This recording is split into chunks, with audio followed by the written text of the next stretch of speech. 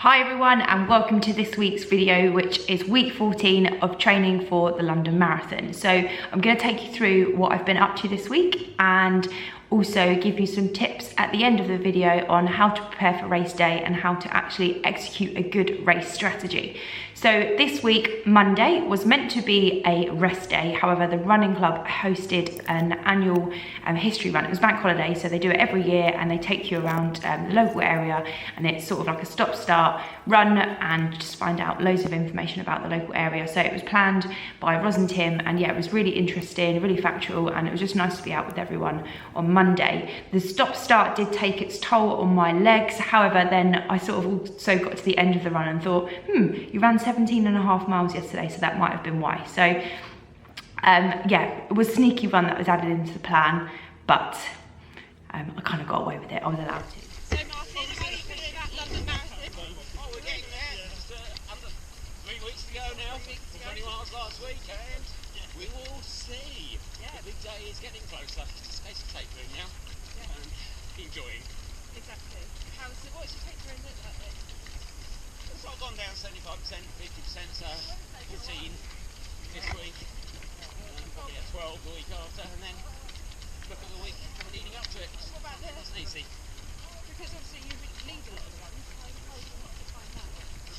Yeah, it's been a case of just juggling things out. There's a lot of good run leaders, picking up 1 or 2 of the runs, and working around that as well. Tuesday was a speed session that I was really happy with and how it went, and I was feeling strong. This sweat is the reality of the hard work that I've just done. So I've just finished and the mileage was 6.2, so I've just finished 10k. Now today I could have gone out and just done an easy 10k and yeah, would have enjoyed it. And that's probably what I would have done in the past, is just gone out for a nice easy 10k. However, now that I've got structure and a plan and a purpose, this 10k was completely different. So I did a mile warm up and cool down, so I did 4.2 miles of effort, and within that was the minute on, minute off. Now I'd never think to do that before, but actually it's really good. And like, I think one of my fastest ones was like 5:49 minute per mile, like average pace. I know I was only covering that distance, that pace for a minute, but still to be able to hit that is just unbelievable. And then on the cool down, I looked down at my watch and I was doing 7:30. So on a cool down, just goes to show that my body was still being used to in that stride. And that's the main thing, is to get quicker. You just need to lift your knees up, keep your core engaged, be really upright, and just open your stride. It's just quite easy to make those small few tweaks and just to make you get faster. So.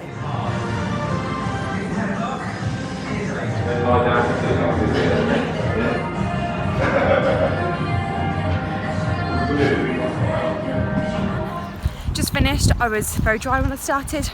I'm now very wet and it's raining.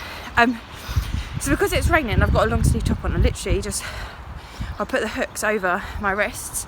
I didn't look at the pace at all. I just stopped it, and it was average of 7:40, which is meant to be my marathon pace. So yeah, just went by feel today, and that's brilliant that I felt good, and that was my pace. So a lot of people do get hung up on pace and times, but sometimes you just need to run by feel. Yeah, it's weird, only 3 miles on a Wednesday. Now off to teach double core, my favourite part of the week. Reality of tempo runs, so sweaty. So today was meant to be 5 miles at 7:15, and I was a little too fast. The first part was downhill, so I think I just got caught up in that, and then on the return slowed down a little bit, but whoopsie, too fast. Just been told off. I'm meant to be in taper, so if this continues, I've been told that my marathon pace is going to be dropped, so I'll try and be good from now on. Also, do you remember all your crying, hissing, swearing, sulking fits about having to do 5 miles at the same pace a matter of 2 months ago, and now you're just cruising around at that, going too fast, you're supposed to be controlling yourself, getting ready for your marathon? Yeah, but it's when you put the word tempo on the plan, that's what scares me. When you tell me to go at a pace, or I'm just fitter than I was 2 months ago, how about that one? Or just a drama queen. Get on with your plan. Yeah, all that. As you saw, Wednesday was an easy run and Thursday was a it was kind of a tempo run, so it was kind of like a sneaky thing on the plan. So the pace was like tempo, but was just classed as a pace on the plan that was dictated to me. But yeah, I pushed a little too fast on that one. Friday was a rest day, and then Saturday we went over to Northampton Parkrun. How are we feeling today? Right, firstly, can we thank all the volunteers that's made today's event happen? I thought I got here early. I was thinking I wouldn't have any problems. 300 today. I would like to do a little speech. No? Go on, do a little speech. We've got to keep going till I get to 500. I'll get it by the time I'm 90.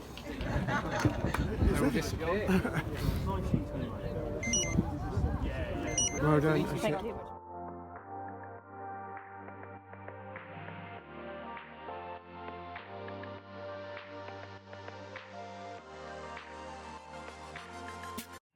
Saturday we got up for Parkrun and went over to Northampton. It's a nice flat course, and I had to basically just take it steady. I was allowed to sort of push the pace but not basically go all out.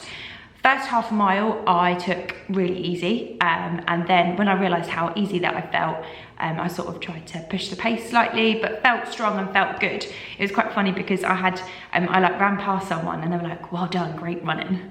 Men sort of think there's really, like, they like to congratulate the females, and I was thinking in my head like, this is an easy pace, but thank you. And because I've started off quite slow, for me, there was a few females in front of me, and it's quite nice to sort of try and pick them off. It sort of gave me something to focus on. And the last half of a mile, I sort of, my breathing, I did not suffer with, but I could feel that it was getting heavier, but I still felt strong and good. So and I wasn't maxing out, but yeah, it was great. So I finished first lady, 20 minutes, 35 seconds, which is really, really nice, because this time last year, a steady park run like that would have been like 24 minutes. And now to be able to sort of consistently get around the 20 mark, pretty good. Shows that the training's paying off. And then after that, I went to yoga. I went to Hot Pod Yoga. They've just moved their studios over to Crown Hill, which is really close to where I live now. So yeah, they had a launch weekend, and it was really good class. It was sort of more of a flow class, so it's quite dynamic, the first half of it, and my body was just telling me like, you are tired. So it just goes to show that if you don't stick to your plan like I didn't on Wednesday or Thursday, it definitely caught up with me on Saturday. So Saturday afternoon was literally like a write-off in terms of like, I just relaxed and chilled. And normally on a Saturday afternoon, evening, I do loads of stuff for like my blog and my weekly newsletter and stuff, but I just couldn't face it. I just was so tired. I was like, I just need to take the afternoon off. So I just watched loads of rubbish TV and just chilled out. So that was really good. And then today was my last long run. 14 miles. Here we go. And trialing out the marathon shoes and socks. That looks very bright right now.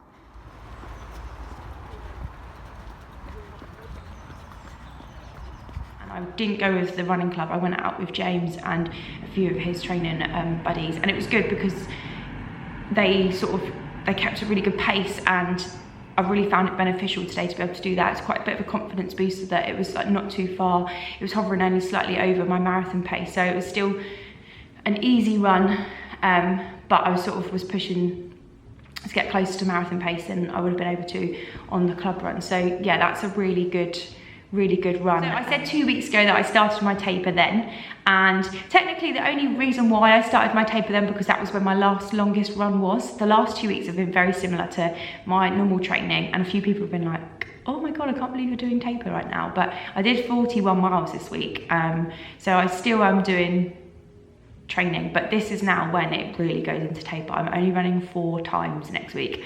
I can't remember the last time that I only ran 4 times.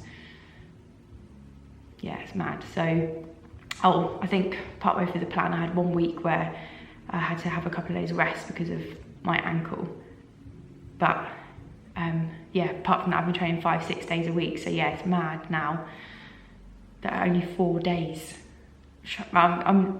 This is now where they say like the marathon paranoia kicks in, the paranoia. So I'm gonna have to try and keep myself really busy and I know now this week, you know, running too fast did me detriment towards the end of the week. So yeah, I really need to focus on just using this time to make sure I get ready. But today's been fantastic because we've had Paris, we've had Manchester, and we've had Rotterdam marathons. So I've been tracking loads of the Redway runners and also clients, and yeah, it's just so buzzy to be able to track people and see how well like the training's paid off. And like a huge congratulations to one of my clients, Sadie, who managed to absolutely smash through her PB.